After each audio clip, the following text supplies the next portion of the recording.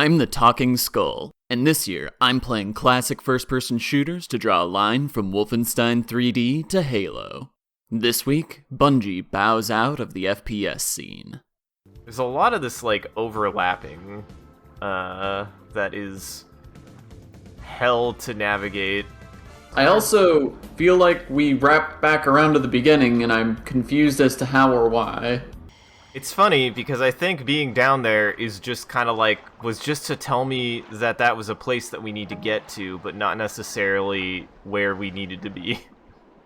I see. Need to go... Oh, wait. Maybe you did it. Did I? What did he say? Maybe. Okay, so you opened another gate, allegedly? Allegedly.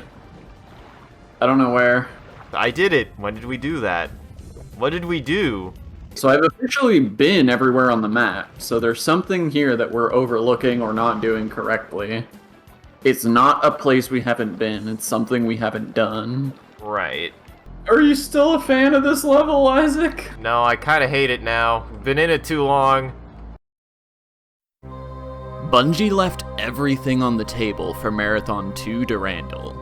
With Bungie gnashing for a new direction, Splinter Group Double Aught set about work on a Marathon 2 level pack that they could bundle with their Marathon level editor to give fans the tools to keep Marathon alive for themselves. As days and weeks stretched by, the level pack's scope proved too large to justify continuing work unless they released it as a full game. Thus was born Marathon Infinity. Once they decided to turn it into a full game, Bungie and Double Aught set about designing some more sensible levels and thinking up a story to try and tie it all together. And to their credit, the resulting experience is as bafflingly experimental even to Marathon fans as Marathon 1 would have been to Doom fans. But because this was originally a map pack, it's strictly limited in new enemies, weapons, and assets. It also takes a long time to set up for its mind-melting plot. The first half of the game offers little more than confusing and disjointed story beats alongside some of my least favorite levels in this whole genre. So, instead of a full review of Marathon Infinity, I thought it would be more interesting to take this opportunity to drill down on what makes a good FPS level. I've talked a lot about level design on this channel already. In fact, if you haven't before now, you should stop here and go watch my Heretic video to get a sense of what I consider a good level. There's a lot that goes into level design, far more than I can cover in a 10-minute video. But these are some of my observations about the qualities of maps I enjoyed. It's important for the player to understand what they're meant to be doing. For most shooters, this usually boils down to go through the next doorway, all the way up until you hit a dead end. Once you hit that dead end, the game needs to signpost why, and what the player is expected to do to progress. Doom's color-coded doors illustrate both. They're an obvious indicator of where you're supposed to go, along with the information you need to know when you can go there. The less clear a game's goals are, the more you're left to aimlessly wander until something new presents itself to you. People love unexpectedly seeing things they recognize. In games, having the levels circle around and dump the player into a room they've previously cleared gives that initial mental reward of recognition, and it opens the player's mind to conceptualizing the map as a whole. This is great, and levels that do this can be some of the most memorable. It's important, though, that we fall back to point one: clear goals. By dumping the player in a room they've already cleared, you're by definition leaving them without a goal. After all, the obvious goal of clear this room and move on was already completed the first time around. If we're sent back, there needs to be some clear indication of why we're here. What's changed, and what do we need to do next? In Quake's E2M2, you pass this massive door early on. It's impossible to miss because it's huge and it's the centerpiece of the room. When we later circle back here, the first thing we recognize is that most memorable feature: the massive door, which is now open. Obviously, we need to go through it. paths that push you back into previous rooms with no clear direction open the player up to unnecessary confusion and leave you to wander around wrong parts of the map with no way for the game to guide you back on course. So I've officially been everywhere on the map, so there's something here that we're overlooking or not doing correctly. Linear levels full of tiny forks present the player with multiple paths and leave them to go down whichever one catches their eye or fits their playstyle. These paths dump you into the same place, both sending you toward the map's inevitable conclusion. The result is a level that consistently guides you exactly where you need to go, while also feeling open and liberating. This can also come in the form of more open areas that naturally funnel the player to the next required step, or occasional side paths ending in quick dead ends. We've seen this kind of design before, and these levels are often the best in their respective games. If you instead present the player with many paths forward, only one of which is valid, the level will feel choppy and slow. If that one valid path is easily missed, this is a recipe for players getting stuck. For players to navigate an area, we need something to latch onto, some way of contextualizing where we are. Landmarks are a simple but costly way to do this. If you have the art budget and the storage space, every important room can have some unique asset for the player to take note of. By chaining together these distinct markers, you allow the player to form stronger memories of the various locations. The harder, but cheaper solution is with memorable layouts. This can mean giving important rooms a unique composition, or it can mean designing the whole level with a distinct structure so that the player can think in terms of where they're at within that structure. This works wonders to make large, complex areas easy to navigate.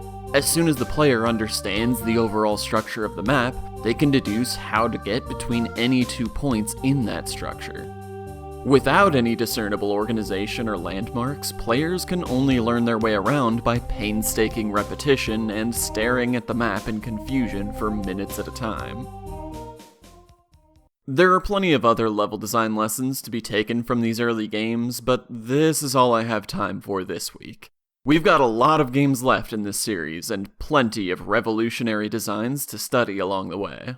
The first half of Marathon Infinity fails hard at all of these fundamental concepts. The sprawling maps feel simultaneously restrictive and confusing, and I did not enjoy them. It's a big step back from Durandal, where it felt like Bungie had started to learn how to design a sensible level. The game does eventually improve. By the midway point, things start to get truly surreal, with Bungie's most ambitious plot and some more palatable levels. Fans of Marathon 1 will still find this worth checking out. If you're interested in the Marathon series, here's what I'd recommend. For Bungie fans with a high tolerance for old video game jank, jump right in at Marathon 1. If you like it, play through the whole series and enjoy. If, instead, you walk away from Marathon 1 with mixed feelings, just play Marathon 2 Durandal. It's handily the best Marathon game, and even one of the best classic 2.5D sprite shooters. For anyone on the fence about trying Marathon, just read a plot synopsis of the first game, and then play Marathon 2 for yourself and call it a day. Bungie meant to be done with the FPS genre, at least for a little while, after Marathon 2. With Infinity, they were officially out. Their next couple of games would see them branching into real-time strategy and third-person action. It'd be 5 years before Bungie finally revisited the first-person shooter. If this old stuff is interesting to you, check out the rest of my videos to see what made Marathon 2 so great and more. If there's anything you think I should cover, leave a comment so I can see. In 1996, the PC FPS scene was entering its golden age, but for consoles, the 3D era had only just begun. And the first foray into console first-person shooters might come from a developer you didn't expect. Until next week, I leave you with the Button Saga. Wait a second, I think I found it. Oh my... Smash. Smash. How do I smash? I think the person I'm watching just stopped and looked it up, actually. Oh my god, it's looking up Inception, Jesus. It is. I found it. I tried punching it, didn't seem to work. Okay, so it is next to the healing station. Yeah, I found it, and I'm trying to punch it, and it didn't work. Oh So- my god, I see it. Okay.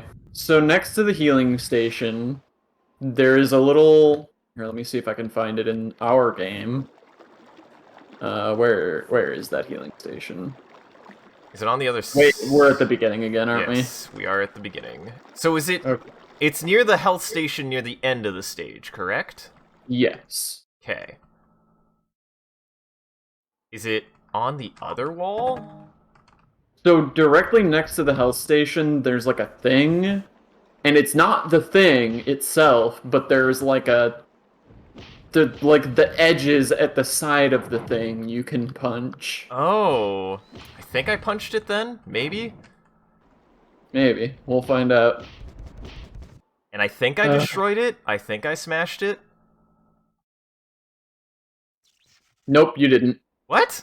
Here, I'll wait until you get here so you can see. Okay, the one on the left I just punched. Oh my god, I'm gonna die. It's the panel on the left?